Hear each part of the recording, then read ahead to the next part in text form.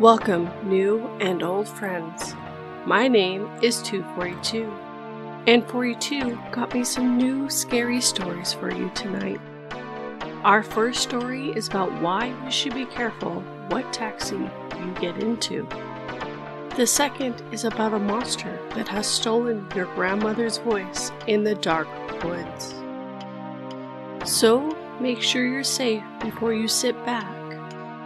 Now let me get these chilling stories started. Taxi driver locked the doors and said we were in his car now. When I was 15, female, I traveled with two friends, both 15 female as well. We took the train to get to an event a few hours away.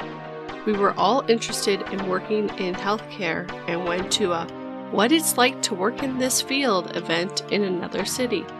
When the event ended, we didn't have long to get to the train station to catch our train home. So we had pre-booked and I think prepaid for a taxi from the venue straight to the train station. This was in the days before Uber. When the event ended in the evening, it finished slightly late and we rushed out to find our taxi. We approached one that appeared to be waiting for someone specifically, because we had seen the driver turn away other people, and said, "Is this a taxi for name to the train station?" The taxi driver said yes, and we all quickly jumped in. After 10 minutes of driving, my friend and I got a call from the taxi company, saying our pre-booked taxi was back at the venue waiting for us. We realized we were not in our booked taxi. I asked the driver to turn around. He glared at me, aggressively said, "No, I am not doing that," and locked the doors. We started protesting, telling him to stop, that this wasn't our taxi, and that he had lied to us that it was our taxi. But he refused to stop. My friend panicked and started hyperventilating and whispered, "He's going to kill us." Probably an overreaction, but we were so young and so far from home. He started shouting that he wasn't going to let us out and we were in his car now.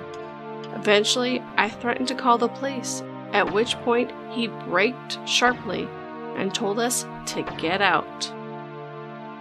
He left us up the side of the road and sped off. The road was deserted. It was dark. It was a winter evening, and we were all pretty freaked out. My friend called the book taxi and they picked us up and took us to the station. We didn't manage to get the plates or any information from the car. In retrospect, I'm sure he meant us no harm. I think he just wanted to complete the journey and get paid. But we were three young 15-year-old girls far from home, and he really panicked us by behaving so aggressively and locking the doors. Now, I'm in my mid-20s and I always carefully check the number plate on the Uber app to make sure it's the right car. Wendigo. Dawn always loved going into the woods, as it was quiet there, with birds singing and leaves rustling with every step, but not at night. His grandparents had decided to have a cozy evening with a warm fire outside and toasted marshmallows. "Dawn, will you please run into the woods and find a few sticks to burn?" his grandpa asked him. Though Dawn did not like going into the woods at night, he agreed. With his huge dog, Louie, Dawn went straight into the woods and started looking for thin sticks. Coming empty-handed, he had to go deeper in. Trembling from the cold, Dawn walked through the dark woods, keeping close to Louie, eyes fixed on the ground. After a while, Dawn realized he was lost. Shivering, he started to panic a little, clutching Louie with his hand. He sat on a big rock, trying to remember which way his grandpa's house was. Suddenly, Louie started whimpering in the dark. Concerned, Dawn looked around. Nobody there. Dawn, "Honey!" His grandma's voice came through the trees behind him. Don got excited to be found, but Louis was howling like crazy. That's when Don realized his grandma never called him honey before. Getting a little scared, he backed away. "Honey?" came the voice of a sweet lady again. "Don, come here." Don looked behind him to see only a batch of trees and a few owls. He decided it would be best just to wait until his grandparents found him. Louis suddenly sat up and started barking. Not barking with excitement, more like barking with fright. Scared, Don looked behind him slowly. He could see a tall figure far away. His grandma's never been that tall.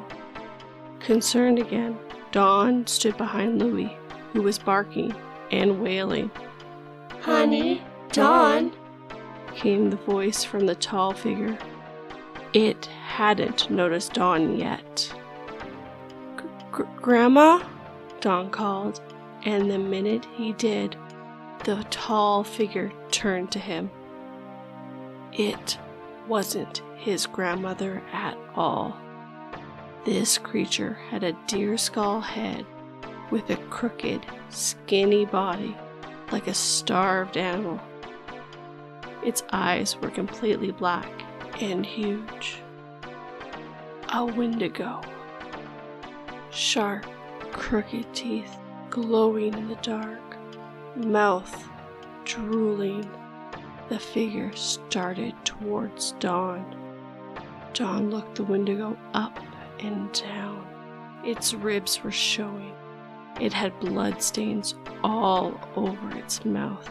Its long arms were sharp, talons were touching the ground.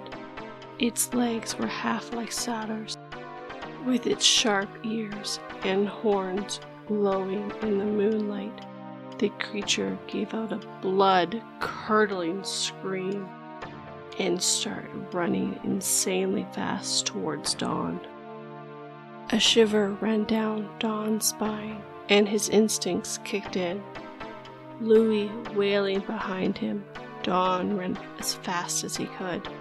Panicking, he could hear the Wendigo running behind him, making a loud thud with every step it took. "Don?" the creature said again, its voice imitating his grandma. Louis was barking, trying his best to protect Don, but the Wendigo wasn't scared of the dog. In fact, the Wendigo isn't scared of anything or anyone.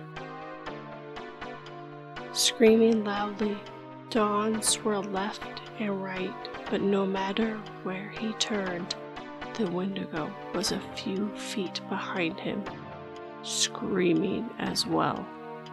After a while, Don had a hurtful scratch on his side, making it harder for him to run. Louis barked violently behind him. Don saw a bright orange glow in front of him. "Grandma! Grandpa!" he screamed. Don looked behind himself.